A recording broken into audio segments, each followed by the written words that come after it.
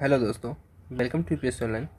तो आज हम यूपीएससी द्वारा आयोजित जो सिविल सर्विसेज है उसकी जो परीक्षा होती है उसमें जो सेकंड चरण यानी कि मुख्य परीक्षा, उसके हम पेपर प्रश्न पत्र 4 है और इसे हम GS 3 भी बोलते हैं। ठीक है, GS 3 प्रश्न पत्र 4, जिसमें हम क्या पढ़ना है, जो प्रौद्योगिकी है, ठीक, यानी टेक्नोलॉजी, आर्थिक विकास, इकोनॉमिक डेवलपमेंट, जैव विविधता, बायोडाइवर्सिटी, इन्वायरमेंट यानी पर्यावरण, इन्वायरमेंट, सिक्योरिटी और आपदा प्रबंधन, इतने सारे टॉपिक यानी ये जो थीम होती है विषय की, ये थीम यूपीएससी ने दे रखी है। ठीक है, अब आगे हम इसको एलिब्रेट करते हैं कि इसमें हमें क्या क्या पढ़ना होता है। ठीक, तो चलिए शुरू करते हैं आज की वीडियो।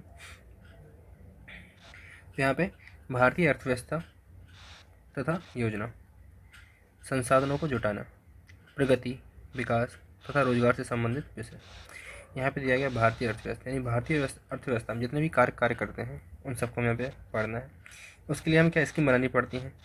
ठीक है, जैसे योजना आयोग स्कीम बनाता है, प्लानिंग करता है कि कैसे हमें देश का विकास आगे ले जाना है, कितना ले जाना है, कौन कौन से संसाधनों की हमें ज़रूरत पड़ेगी, तो ये सब हमें स्कीम का भी काम करना होता है। ठीक है, आप बिना स्कीम के कैसे कोई काम कर सकते नहीं कर सकते हैं ना, कैसे कोई प्लानिंग कर सकते हैं, कैसे कोई भविष्य के बारे में अनुमान लगा सकते हैं, तो इसके लिए स्कीम ज़रूरत होती है। इसलिए हम इकोनॉमी में स्कीम ही करते हैं। जैसे आप भी घर के लिए कोई स्कीम, कोई प्लानिंग करते हैं, ठीक है, तो इसी की बात हो रही है यहाँ पे योजना स्कीम वाली यहाँ प्लानिंग की बात कर रहे हैं यहाँ पे। ठीक है, ध्यान रखिएगा इसका। फिर अगला दिया है संसाधनों को जुटाना। अगर आपके पास संसाधन पर्याप्त नहीं होंगे तो आप संसाधनों को जुटाने के लिए भी प्रयास करोगे कि किस हमारे पास, जैसे हो सकता है विश्व है, विश्व में हर देश के पास अलग अलग संसाधन होते हैं, तो हम क्या होता है जो संसाधन हमारे पास है वो हम दूसरे देश को देते हैं, जो संसाधन दूसरे देश के पास है वो हम अपने लेते हैं ना। तो यहाँ पे हम संसाधनों का आदान प्रदान भी करते रहते हैं। तो यहाँ संसाधनों को जुटाने की बात हो रही है। एक होता है घरेलू स्तर पर, एक होता है अंतर्राष्ट्रीय स्तर पर, यानी घरेलू यानी कि एक स्थान दूसरे स्थान पर संसाधनों को पहुँचाना, और अंतर्राष्ट्रीय स्तर पर एक देश से दूसरे देश में। ठीक है, वहीं हम प्रगति की बात करेंगे, कैसे हमें अपना प्रोग्रेस करवानी है। ठीक है, विकास, विकास की बात करते हैं, डेवलपमेंट, कैसा विकास होना चाहिए, सस्टेनेबल होना चाहिए। ठीक है, ऐसा विकास हो जो भावी पीढ़ियों को देखते हुए विकास हो, यानी उन पीढ़ियों के लिए भी जो संसाधन है वो मौजूद बने रहे। ठीक है, तो यहाँ पे SDG को भी देखने को पड़ता है। आपको SDG गोल्स के बारे में पढ़ना पड़ेगा आगे, जो UN द्वारा बनाए गए हैं। ठीक है, यहाँ पे हम इसके लिए आगे इसे अलग से वीडियो लेके आएंगे। अभी आप सिर्फ यहाँ पे इन्फॉर्मेशन के लिए पढ़ लीजिए।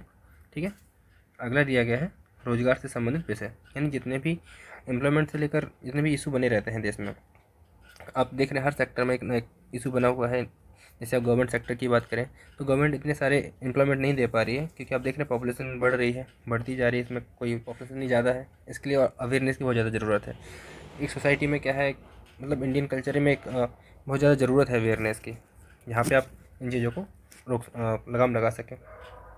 क्योंकि अगर ग्रोथ होती रही, पॉपुलेशन ऐसे ही बढ़ती रही और रोज़गार मौजूद नहीं रहे, तो आप देख सकते हैं आबादी किस तरीके से बर्बाद हो रही है, किस तरीके से उनको शिक्षा नहीं मिल पा रही है, स्वास्थ्य अच्छा नहीं मिल पा रहा है, इन सबका अभाव बना रहता है।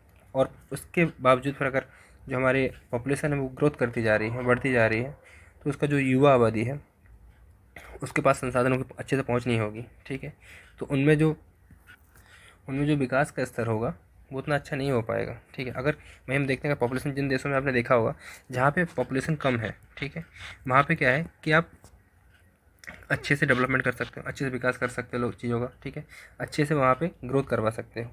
वहीं अगर जैसे आप देखते हैं जिस फैमिली में कम बच्चे होते हैं तो उनका जो विकास है, ठीक है, उनकी प्रोग्रेस है वो जिस फैमिली में ज़्यादा उसकी तुलना में अच्छी होती है। उनके पास संसाधनों का दोहन अच्छे से, संसाधनों की पहुँच अच्छी होती है। ठीक है, तो वही चीज़ अगर देश के बारे में बात करें तो देश में ये चीज़ लागू होती है। तो यहाँ पे अवेयरनेस की बहुत ज़्यादा ज़रूरत है, बहुत ज़्यादा ज़रूरत है कि सरकार शिक्षा, लोग ज़्यादा से ज़्यादा लोगों तक शिक्षा को प्राप्त करें लोग। ठीक है, आजकल अगर शिक्षा आप प्राप्त करते हैं, ऐसी डिग्री वाली शिक्षा नहीं है, आपको जानकारी वाली शिक्षा ज़रूरत होती है।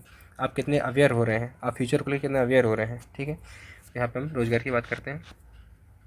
मैं आगे बात करते हैं हम समावेशी विकास तथा इससे उत्पन्न विषय। समावेशी विकास और इससे उत्पन्न विषय, यानी कि समावेशी विकास ऐसा विकास होना चाहिए जो सभी तक पहुँचे। इसकी समावेशी विकास यानी कि इंक्लूसिव डेवलपमेंट, यानी सबको समाहित करे। ऐसा विकास हो जो सबको समाहित करे। ऐसा नहीं है कि ऊपर ऊपर के लोगों को विकास कर दिया और नीचे वाले लोग विकास से वंचित रह गए, तो ऐसा नहीं होना चाहिए।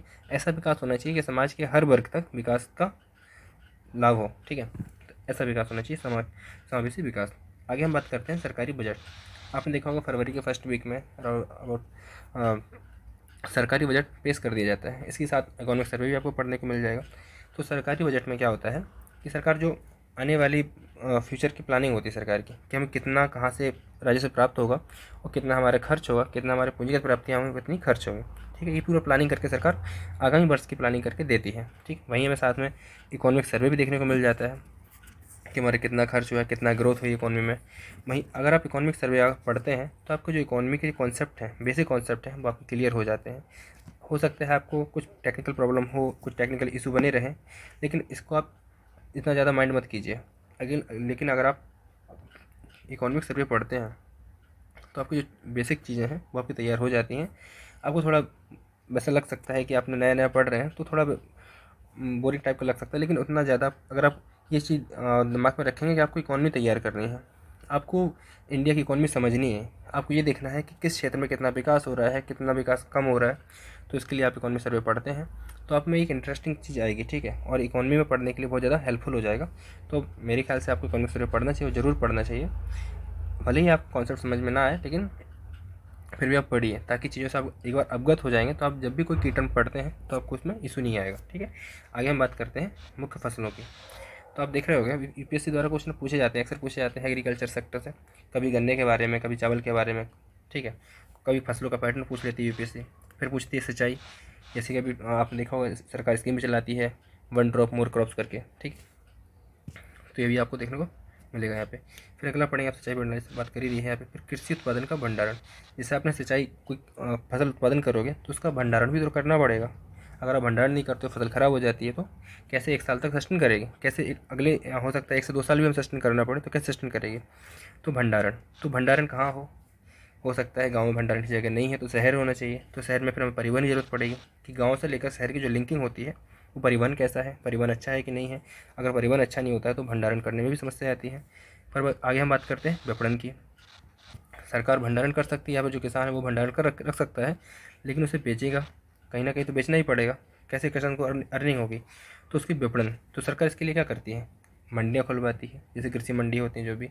इसके लिए सरकार फिर जो ऑनलाइन मंडी यानी कि ई नेम की बात करते हैं वो भी सरकार यहाँ पर लेके आती है। तो विपणन बता ही दिया है कि विपणन ठीक कैसे करना है। सरकार ई नेम लेके भी आती है। विपणन कृषि मंडियाँ हैं उनमें कैसा क्या इशू बना रहता है उसके बारे में संबंधित विषय है, यानी पढ़ना होता है। और वहीं पे दिया है और बाधाएं ने चर्चा कर दी है। वहीं आगे दिया गया है किसानों की सहायता के लिए ई प्रौद्योगिकी, जैसे ई नेम, ई प्रौद्योगिकी है कैसे सहायता कर रही है किसानों की। सरकार द्वारा बहुत सारे पोर्टल ऐसे बनाए जाते हैं या बनाए गए हैं जो किसानों की सहायता के लिए बनाए गए थे। ठीक है, जैसे कि आपको कुछ टीवी चैनल्स सरकार द्वारा जारी किए गए हैं, जिसमें जो किसान है उनको फसल की अच्छी जानकारी हो सके, कैसे फसल को समय समय पर क्या चीज़ मुहैया करानी है, कितना यूरिया देना है, कितना नहीं देना है, इसकी जानकारी आपको दे सके। तो ये ई टेक्नोलॉजी है, कैसे ई टेक्नोलॉजी किसानों की सहायता करती है, सरकार इसको भी बढ़ावा देती है। ठीक है, क्योंकि आप एक सिविल सर्वेक हैं तो आपको पता होना चाहिए कि सिविल सेवक बनने के बाद आप कैसे किसानों की सहायता कर सकते हैं, कैसे कैसे टेक्नोलॉजी में आपको देखना पड़ेगा कि कैसे वो किसानों की सहायता कर सकती हैं। ठीक है, कहाँ कैसे उनको रीच कर सकती हैं कि क्योंकि किसान हो सकता है ज़्यादा पढ़ा लिखा ना हो, ठीक है, बेसिक अंडरस्टैंडिंग हो से, तो आप कैसे उसे उस टेक्नोलॉजी के बारे में अवगत कराएं, कैसे बताएं कि कैसे उस टेक्नोलॉजी का लाभ उठाए और किसान फसल उत्पादन में भागीदारी दे सके या फिर फसल उत्पादन में बढ़ावा कर सके। ठीक है, आगे हम पढ़ने को मिलता है कि प्रत्यक्ष एवं अप्रत्यक्ष कृषि सहायता। ठीक, सरकार कैसे सब्सिडी देती है, डायरेक्ट इनडायरेक्ट सब्सिडी के बारे में पढ़ते हो यहाँ पे। फिर यहाँ पे एमएसपी यानी न्यूनतम समर्थन मूल्य, इसका भी सर देखा होगा आपने कि जो फसल उत्पादन से पहले सरकार एमएसपी जारी करती है, तो किस फसल के लिए कितना एमएसपी जारी होता है, 23 या 24 या 26 ऐसे कुछ फसल इसमें दी गई हैं टोटल फसल एमएसपी में, जिसके लिए सरकार मूल्य जारी करती है। ठीक है, तो यहाँ पर आपको पढ़ने को मिलेगा। इससे संबंधित विषय क्या है, इशू बना रहता है फसलों को लेकर, सरकार ने कितना एमएसपी जारी किया है कि कम है ज़्यादा है। ठीक है, वहीं आता है जन वितरण प्रणाली यानी कि पीडीएस, इसे बोलते हैं पब्लिक डिस्ट्रीब्यूशन सिस्टम। तो आपने देखा होगा राजीव गांधी ने इस चीज़ के लेकर बात की थी कि जैसे किसानों के खाते में अगर सरकार 1 रुपये जारी करती है तो अंतिम उपभोक्ता तक, अंतिम प्राप्तकर्ता तक वो 15 पैसे तक पहुँच पाते, लेकिन अब ऐसा नहीं हो पाता क्योंकि अब डायरेक्ट सरकार डीबीटी चला रही है, डायरेक्ट बेनिफिट ट्रांसफ़र। ठीक है, तो सीधा लोगों के अकाउंट में डाल देती है पैसे, तो पूरा पैसा मिल जाता है। अब हम बात करते हैं पीडीएस की, यानी कि जन वितरण प्रणाली। सरकार द्वारा अनाज मुहैया कराया जाता है गरीबों को, जो गरीबी रेखा से नीचे के व्यक्ति होते हैं या जो परिवार होते हैं उनको हम पीडब्ल्यूएस के माध्यम से अनाज, चावल, तो कभी शुगर या फिर जो आपको चने वगैरह देखने को मिल जाता है सरकार ने देती है। तो इसमें क्या इशू बना रहता है, एक तो उद्देश्य क्या होता है कि गरीबों को सहायता करना, इसका ये कार्य होता है कि पहुँचाएंगे। सीमाएँ क्या है, सुधार की क्या ज़रूरत है, हम इसकी बात करेंगे। सीमाएँ क्या होगा कि केंद्र सरकार द्वारा जारी होता है, राज्य सरकार से लागू करवाती है, वहाँ तक पहुँचेगा। तो इसमें एक चेन होती है पूरी, ठीक है। सुधार की क्या ज़रूरत पड़ जाती है इसमें, क्योंकि सरकार जिस क्वालिटी का अनाज पहुंचा रही है वो जो प्राप्त करता है उस तक नहीं पहुंच पाता है, ठीक है। जो लाभार्थी उस तक नहीं पहुंच पाता है और पहुंचता है दूसरी ही क्वालिटी का, तो इसके सुधार की बहुत ज़्यादा ज़रूरत है, ठीक है। आगे हम वहीं पढ़ते हैं बफर स्टॉक। तो जो सरकार द्वारा जो गेहूँ या जिसका अनाज का बफर स्टॉक रखा जाता है वो कैसा रख रखा हुआ है, कैसा नहीं है, यानी जो फूड सिक्योरिटी है उससे संबंधित जो विषय है उसको भी यहाँ पे पढ़ते हैं। अगला आता है कि प्रौद्योगिकी मिशन। इसके लिए सरकार बहुत सारे प्रौद्योगिकी मिशन भी लेके आती है, बहुत सारी स्कीम्स लेके भी आती है, ठीक है, कैसे इस चीज़ को आगे बढ़ाना है। वहीं आगे हम पढ़ते हैं पशुपालन संबंधी अर्थशास्त्र। जो फार्मर होता है उसको कृषि के साथ साथ कुछ पशुपालन भी करते हैं, हो सकता है कुछ पशुपालन नहीं करते हैं, और हो सकता है कुछ जलवायु परिवर्तन के कारण कोई संकट आए, कुछ खेती में कुछ प्रॉब्लम हो तो उन्हें बहुत सारी हानि भी उठाना पड़ता है। इसीलिए सरकार बढ़ावा देती है कि पशुपालन भी आपको करना चाहिए, ताकि ऐसे हो सकता है कि अगर फसल आपको उस समय उतना लाभ नहीं दे पाए तो जो पशुपालन है वो उसको बैलेंस करके रखता है, ताकि आपकी जो रोज़मर्रा का जीवन है वो संकट में ना आए। क्योंकि फसल की जलवायु परिवर्तन हो रहा है और इतनी अच्छी भी टेक्नोलॉजी डेवलप नहीं हो रही है कि फसलों को अनुकूलन की स्थिति में ला सकें, ठीक है। क्योंकि टेक्नोलॉजी के लिए एक बड़ी स्पेस की जगह ज़रूरत होती है, और जबकि देख रहे हैं कि न्यूक्लियर फैमिली बनती जा रही है तो पार्टीशन काफ़ी ज़्यादा हो रहा है जो लैंड्स है, ठीक है। तो इसलिए सरकार बढ़ावा देती है कि आप पशुपालन साथ में करते हैं तो आपको दोनों तरह से ये लाभ होता है। क्योंकि पशुपालन से जो भी, जैसे अगर हम काऊ की बात करते हैं, ठीक है, तो जो भी गोबर आता है वो आप खाद बना के आप खेती में यूज़ ले सकते हैं, और जो खेती जो फसल आ रही है वो आप काऊ को खिला सकते हैं, ठीक। तो ऐसे ही चक्र के रूप में चलता है। आगे हम बात करते हैं इसमें भारत में खाद्य प्रसंस्करण यानी जो प्रोसेसिंग फूड की बात होती है, ठीक, से संबंधित उद्योग, कैसे उद्योग वर्क करते हैं, कार्य क्षेत्र, महत्व, स्थान, अपस्ट्रीम यानी कि ऊपरी और नीचे की अपेक्षाएं, अपस्ट्रीम और डाउनस्ट्रीम एक चेन होती है, ठीक है। इसमें लिखा है आगे आपूर्ति श्रृंखला मैनेजमेंट यानी कि सप्लाई चेन मैनेजमेंट, ये पूरी चेन काम करती है। कैसे अप स्ट्रीम से लेकर डाउन स्ट्रीम तक उसका माल की सप्लाई, जो कच्चे माल से लेकर आप जब आपूर्ति होती है और मैन्युफैक्चरिंग के पास जाता है, उसके बाद फिर ये सर्विस सेक्टर यानी कि जो अंतिम उपभोक्ता है उस तक जाता है। तो ये सप्लाई चेन मैनेजमेंट की बात कर रहे हैं यहाँ पे, कैसे प्रोसेसिंग फूड को कैसे प्रोसेस करके अंतिम उपभोक्ता तक पहुँचाना है, ठीक है। तो अप स्ट्रीम और डाउन स्ट्रीम की बात करते हैं यहाँ पे। इसके लिए जरूरत क्या पड़ती है, भारत में भूमि सुधार। अगर भारत में भूमि सुधार सही नहीं है या भूमि सुधार की ज़रूरत है, ठीक है, तो फिर अगर भूमि में सुधार की गुंजाइश है या फिर सुधार की आवश्यकता लग रही है और सुधार नहीं होता है तो यहाँ पे क्या होता है, हमें जो सप्लाई फसल पैटर्न है वो गड़बड़ा जाता है, ठीक है। क्योंकि आप देख रहे होंगे यहाँ पे आज़ादी के बाद से लेकर भारत में सुधार के लिए काफ़ी स्कीम्स चल रही हैं और काफ़ी ज़्यादा सुधार हुआ भी है, लेकिन अभी भी बहुत सारी सुधार की गुंजाइश है, इसमें ज़रूरत भी है, जिससे क्या हो किसानों में एकजुटता है और जो सुधार के माध्यम से फसल का उत्पादन हमारा ग्रोथ ज़्यादा हो, ठीक है। तो इसके लिए पूरा फोकस होता है पूरा, ठीक है। आगे बात करते हैं उदारीकरण का अर्थव्यवस्था पर प्रभाव क्या है। जो उदारीकरण है ना, लिबरलाइजेशन, ये आया था, इसकी अर्थव्यवस्था पे क्या प्रभाव पड़ा है, इसका भारतीय अर्थव्यवस्था पे या फिर वैश्विक अर्थव्यवस्था पे क्या प्रभाव पड़े, इसके बारे में पढ़ेंगे यहाँ पे। अगला दिया गया है औद्योगिक नीति में परिवर्तन तथा औद्योगिक विकास पर इनका प्रभाव। इस सरकार द्वारा जो औद्योगिक नीति है बनाई जाती है उसका परिवर्तन भी किया जाता है, इसका पर जो औद्योगिक विकास है इस पर क्या प्रभाव पड़ता है, ठीक है। कभी नकारात्मक प्रभाव देखा जाता है, कभी सकारात्मक प्रभाव देखा जाता है। तो ये सरकार पॉलिसी बनाती है कैसा प्रभाव पड़े, ठीक है। तो हम यहाँ पे औद्योगिक विकास, क्योंकि अभी सिविल को बनने जा रहे हैं तो आपको पता होना चाहिए कि जो हमारे भारतीय उद्योग हैं वो कैसे विश्व में कैसे कॉम्पिटिशन करें, ठीक है। तो ऐसी प्लानिंग हमें करनी है कि जो वैश्विक उद्योग है उससे हमारे भारतीय उद्योग है वो कॉम्पिटिट कर सकें, ठीक है। आगे पढ़ने को मिलेगा हमें बुनियादी ढांचा। बुनियादी ढांचा में हम क्या पढ़ते हैं, जैसे कि ऊर्जा, बंदरगाह, सड़क, विमानपत्तनम, रेलवे आदि, ठीक है। ऊर्जा, जैसे अब एनर्जी की बात करते हैं, सौर ऊर्जा है, पवन ऊर्जा है, जितनी, ठीक है, इससे एनर्जी कैसे प्रोड्यूस करते हैं इसके बारे में पढ़ते हैं। बंदरगाहों का विकास, आप देख रहे होंगे अभी कि जगह जगह बंदरगाहों का विकास हो रहा है, कभी सरकार वाटरवेज भी चालू कर रही है, ठीक है, ताकि लोगों तक पहुँच जल्दी हो सके और जो वस्तु का आवागमन है वो कम समय में हो सके, ठीक है, दूरी कम हो सके इस चीज़ की।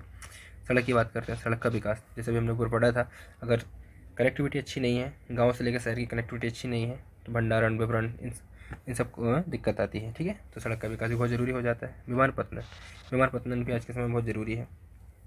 वहीं हम बात करते हैं रेलवे की, तो रेलवे बहुत ज़्यादा आवश्यक हो गया है। जैसे आप देख रहे हो किसान रेलवे चल रही है, ठीक है। ऐसी स्कीम सरकार चलाती है, तो ये इसके लिए बुनियादी ढांचा, जब तक बुनियादी ढांचा मजबूत नहीं होगा तो स्कीम्स भी लागू नहीं कर सकते हैं और सभी को विकास नहीं मिल पाएगा इसका। ठीक है, आगे हम बात करते हैं निवेश मॉडल की। ठीक है, तो निवेश मॉडल में क्या पढ़ते हैं हम, जिसमें FDI है, FPI है, कैसे निवेश करना है, कैसे निवेश का एक मॉडल है। ठीक, ये हम पढ़ते हैं वैश्विक स्तर पे, भारतीय स्तर पे। ठीक, तो यहाँ पे पढ़ने को मिल जाएगा निवेश मॉडल। अब यहाँ से हमारा सिलेबस चालू होता है साइंस एंड टेक का। ठीक है, यहाँ पे हम पढ़ते हैं विज्ञान एवं प्रौद्योगिकी, विकास एवं अनुप्रयोग और रोज़मर्रा के जीवन पर इसका प्रभाव। ठीक है, UPSC क्वेश्चन वही पूछती है जिसके कोई अनुप्रयोग हो। ठीक, इसका ऐसा अनुप्रयोग जो रोज़मर्रा के जीवन पर प्रभाव डाले। जैसे कि आपने एक शब्द सुना होगा IoT, इंटरनेट ऑफ थिंग्स। ठीक, IoT क्या है, UPSC ने प्रीवियस क्वेश्चन में IoT के बारे में पूछा है, आप प्रीवियस क्वेश्चन में जाके देख सकते हैं IoT क्या है। थोड़ी सी हिंट यहाँ पे दे रहा हूँ। जैसे IoT AI की तरह वर्क करती है। ठीक है, यहाँ से आप कोई कमांड देंगे, किसी भी वस्तु को कमांड देंगे, वो वस्तु कार्य करने लगे, यानी खुद से सोचने समझने की क्षमता उसमें आ जाएगी। ठीक है, तो ऐसे IoT वर्क करता है। इसके लिए मैं अलग से वीडियो लेके आऊँगा जिसमें हम डिटेल से इसकी चर्चा करेंगे। ठीक है, तब सिलेबस को देखते हैं। फिर अगला दिया है विज्ञान एवं प्रौद्योगिकी में भारतीयों की उपलब्धियाँ, यानी भारतीयों ने क्या उपलब्धियाँ हासिल की है, क्या रिसर्च हो रही है आगे, देशीय रूप से प्रौद्योगिकी का विकास कैसे हो रहा है और नई प्रौद्योगिकी का विकास कैसे हो रहा है, यहाँ पे हमें देखने को मिलेगा। अगला है टॉपिक सूचना प्रौद्योगिकी, इंफॉर्मेशन टेक्नोलॉजी। ठीक है, अंतरिक्ष में कैसे विकास हो रहा है, स्पेस टेक्नोलॉजी के बारे में पढ़ते हैं। जो इसरो, जैसे हम इसरो है या फिर जो नासा है, ये कैसे विकास कर रहे हैं, कैसे सैटेलाइट ग्रह तक पहुँचा रहे हैं। ठीक है, ये सब हमें पढ़ना होता है। फिर अगला है कंप्यूटर, सुपर कंप्यूटर, परम, ये सब आपने पढ़े होंगे। रोबोटिक्स की बात करते हैं। यहाँ पे रोबोटिक्स में नैनो रोबोटिक भी, जैसे AI भी यहाँ पे आ जाता है। ठीक है, नैनो रोबोटिक कैसे मेडिसिन में भूमिका निभाते हैं, कैसे लोगों की सहायता करते हैं। वहीं हम पढ़ते हैं नैनो टेक्नोलॉजी, तो नैनो टेक्नोलॉजी कैसे वर्क करती है, नैनो टेक्नोलॉजी का यूज़ क्या है, नैनो टेक्नोलॉजी किसानों के लिए क्या सहायता करती है, नैनो टेक्नोलॉजी स्वास्थ्य में ह्यूमन के लिए क्या सहायता करती है।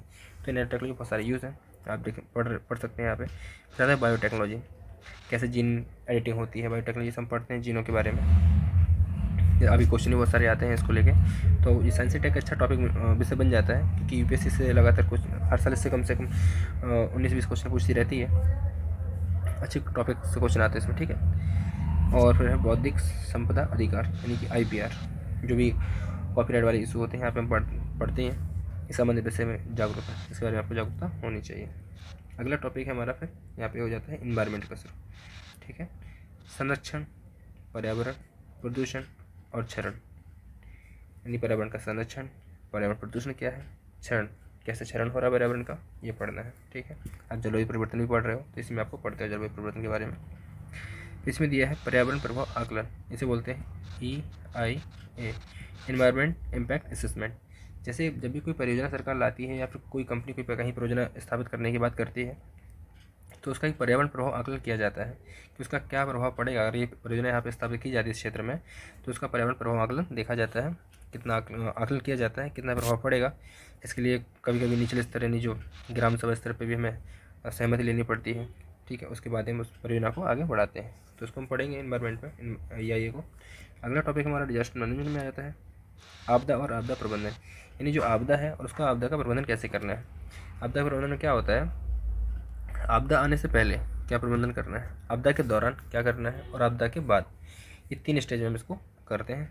तो आपदा प्रबंधन जितनी भी आपदाएं आती हैं, भूकंप है, सुनामी है, ठीक है, जिससे जितनी भी क्षति होती है उसको हम यहाँ पे कवर करते हैं। अगला हमारे यहाँ पे सिक्योरिटी का टॉपिक चालू हो जाता है। सिक्योरिटी यानी विकास और फैलते उग्रवाद के बीच संबंध, यानी जो डेवलपमेंट है और जो उग्रवाद फैल रहा है इनके बीच क्या संबंध है, यहाँ हमें पढ़ना है। ठीक है, अगला पढ़ना है आंतरिक सुरक्षा के लिए चुनौतियाँ या चुनौती उत्पन्न करने वाले शासन विरोधी तत्वों की भूमिका क्या है। यानी आंतरिक सुरक्षा के लिए चुनौतियाँ क्या है, पहली चीज़। फिर चुनौतियों से उत्पन्न करने वाले जो शासन विरोधी तत्व हैं, वो शासन विरोधी तत्व है वो चुनौती उत्पन्न करेंगे ना, तो उनकी भूमिका क्या है, ये हमें पढ़ना है। आगे क्या पढ़ना है, संचार नेटवर्क, यानी जो इसके माध्यम से आंतरिक सुरक्षा चुनौतियों में मीडिया, सामाजिक नेटवर्किंग साइटों की भूमिका, साइबर सुरक्षा की बुनियादी बातें, धन शोधन और इसे रोकना। तो यहाँ पे देखो, संचार नेटवर्क के माध्यम से आंतरिक सुरक्षा को क्या चुनौती मिल रही है, ठीक है, इसको रोकें कैसे। आंतरिक सुरक्षा चुनौतियों में मीडिया है ना, जो मीडिया है हमारी, और सामाजिक नेटवर्क साइटों की भूमिका, जैसे कि व्हाट्सएप, फेसबुक, इंस्टाग्राम, ये कैसे आंतरिक सुरक्षा को प्रभावित कर रहे हैं। कभी कैसे इनमें कोई र्यूमर फैला दिया जाता है जो आंतरिक सुरक्षा को खतरे में डाल सकता है, ठीक है, कैसे किसी वर्ग को भ्रमित किया जाता है इसके माध्यम से। तो ये आंतरिक सुरक्षा इंटरनल सिक्योरिटी में पढ़ते हैं, ठीक है। वहीं अगला दिया गया है साइबर सुरक्षा की बुनियादी बातें, जो साइबर सुरक्षा को लेकर बुनियादी बातें हैं। सरकार है, जो RBI है, कभी ऑनलाइन फ्रॉड्स वगैरह होते हैं, इसको लेकर बार बार अवेयर करते रहते हैं आपको, ठीक है, तो आपको इसकी जानकारी होनी चाहिए। वहीं आपको फिर धन शोधन, आपने देखा होगा कि देश में मनी लॉन्ड्रिंग एक बड़ा मुद्दा बन चुका है, जो ब्लैक मनी को वाइट करने का काम आता है आजकल, ठीक है। तो ये बहुत बड़ा इशू बन चुका है धन शोधन, ठीक है। आपने देखा होगा कि ब्लैक मनी को लेकर कितना सरकार या राष्ट्रीय अंतर्राष्ट्रीय स्तर पर इसका इशू बना रहता है। तो अब यहाँ पे इसको रोकने के उपाय की बात करते हैं, कैसे इसको रोका जाए, ठीक है। अगला फिर टॉपिक मिलता है सीमावर्ती क्षेत्रों में सुरक्षा चुनौतियाँ एवं उनका प्रबंधन, यानी जितने भी सीमावर्ती क्षेत्र हैं, भारत से सीमा है, ठीक है, सुरक्षा संबंधी चुनौतियाँ क्या है, उनका प्रबंधन कैसे करना है। जैसे भारत से पाकिस्तान की सीमा है, नेपाल की सीमा है, चाइना की सीमा है, म्यांमार की सीमा है, उससे क्या क्या चुनौतियाँ मिल रही हैं हमें, कैसे उनका हम प्रबंधन करें, क्योंकि इसका एक सीज फायर वाला इशू, कोई ना कोई इशू बना ही रहता है, तो इसका प्रबंधन कैसे करना है ये हम पढ़ते हैं। वहीं हम आगे देखते हैं संगठित अपराध और आतंकवाद के बीच संबंध। यहाँ पे ये देखा जाता है कि संगठित अपराध कैसे आतंकवाद को जन्म देता है और कैसे आतंकवादी संगठित अपराध को जन्म देते हैं, ठीक है। इन दोनों चीज़ों को हमें संबंध को यहाँ पे इस तरह देखा जाता है, कैसे आतंकवाद संगठित अपराध को बढ़ावा देके देश में अशांति फैलाते हैं, या देश के जो शांत वातावरण है उसमें कुछ इशू खड़ा करते हैं, ठीक है। जैसे हम चीज़ें पढ़ने को मिलता है यहाँ पे। अगला पढ़ना है कि विभिन्न सुरक्षा बल, जितने हमारे यहाँ पे देश में सुरक्षा बल हैं, BSF है, CSF है, ITBP है, जितने भी SSB है, जितने सुरक्षा बल हैं और उनकी संस्थाएं, ठीक, कैसे वर्क करती हैं और उनके अधिदेश यानी कार्य क्या है, उनका उद्देश्य क्या है, ये सब हमें यहाँ पे पढ़ना है, ठीक। जितना हमें सब पढ़ना होता है यहाँ पे। तो सिलेबस यहाँ GS3 का सिलेबस हमारा कंप्लीट हुआ है। तो इसमें आपको ये सब जैसे इकोनॉमी है, साइंस एंड टेक है, एनवायरनमेंट है, डिजास्टर मैनेजमेंट, इंटरनल सिक्योरिटी, ये सारे टॉपिक हमारे यहाँ पे तैयार हो जाते हैं यहाँ पे। तो ये सिलेबस यहाँ पे GS3 सिलेबस कंप्लीट हो जाता है। तो एक चीज़ यहाँ पे ये चीज़ आपको याद रखनी है कि आपको इसे एक अपने हैंड रिटन नोट्स में तैयार कर लीजिए और उसको वॉल पर चिपका दीजिए, ठीक है। उसको आप बार बार पढ़ते रहिए। जब आप इसे ये सब कर लेते हैं आप, तो ये क्या होगा, आपको जितने भी सिलेबस हैं, GS paper 1, GS paper 2, GS paper 3, GS paper 4, मैंने GS पेपर 1 और 2 इनकी वीडियो पहले ही अपलोड कर चुका हूँ। आप डिस्क्रिप्शन बॉक्स में इसका लिंक देख सकते हैं और वहाँ पे वीडियो को रीच कर सकते हैं, ठीक है। ये GS पेपर 3 का वीडियो। तो बात मैं ये कर रहा हूँ कि जितने भी सिलेबस के वीडियो आ रहे हैं, या फिर आप खुद से इसको मैं PDF भी शेयर कर दूँगा टेलीग्राम चैनल पर, इसकी लिंक भी आपको डिस्क्रिप्शन बॉक्स में मिल जाएगी। तो वहाँ से आप सिलेबस के अपना हैंड राइटिंग लिख सकते हैं और वॉल पर चिपका लीजिए। उसको बार बार देखते रहिए। जब आप बार बार से वॉच करते हैं तो आपको सिलेबस रट जाएगा। फिर आप कोई भी स्कीम्स के बारे में पढ़ते हैं, करंट अफेयर में, या फिर कहीं न्यूज़पेपर में कुछ चीज़ पढ़ने को मिलती है, तो आप तुरंत ही इसको अलग से छांट लेंगे कि कौन सी चीज़ पेपर के काम की है, कौन सी पेपर के काम की नहीं है, आपको कितना पढ़ना है, कितना नहीं पढ़ना है, ताकि आप जो एग्ज़ाम को लेकर जो एक भ्रमण होता है, भ्रमित हो जाते हैं कि हमें एक बहुत सारी चीज़ें मार्केट में इतना चला, कॉम्पिटिशन चल रहा है कि कौन कितना अच्छा मटेरियल प्रोवाइड करवा रहा है, जबकि UPSC अपोजिट पूछती है, क्योंकि UPSC के पूछने का दायरे कुछ समझ नहीं पाया है आज तक, ठीक है। लेकिन अगर आप सिलेबस और UPSC के जो प्रीवियस ईयर क्वेश्चन है, ठीक है, इस पर अगर आप पकड़ बना के रखते हो तो आपको काफ़ी अच्छी जानकारी इसमें मिल जाएगी, काफ़ी अच्छी एक समझ हो जाएगी सिलेबस के माध्यम से कि आपको आगे आने वाले जो क्वेश्चन हैं, पेपर्स हैं, उसको कैसे सॉल्व करना है। तो मेरी आपसे ज़रूर एक सलाह रहेगी, ठीक है, आपको एडवाइस समझिए इसको कि जो सिलेबस है इसको आप अच्छे से रटिए, सारे पूरा सिलेबस जिसमें 1, 2, 3, 4 जितना भी सिलेबस है इसको अच्छे से रटिए, ताकि फिर उसके बाद और प्रीवियस ईयर क्वेश्चन इनको भी अच्छे से कीजिएगा। इतनी चीज़ अगर आप कवर कर लेते हैं तो आपको आने वाले जो UPSC 2023 में जो पेपर होने वाला है उसमें आप अच्छे मार्क्स गेन कर सकते हैं, ठीक है। तो चलिए पढ़ाई अच्छे से कीजिए। तो मिलते हैं नेक्स्ट वीडियो में, तब तक के लिए धन्यवाद।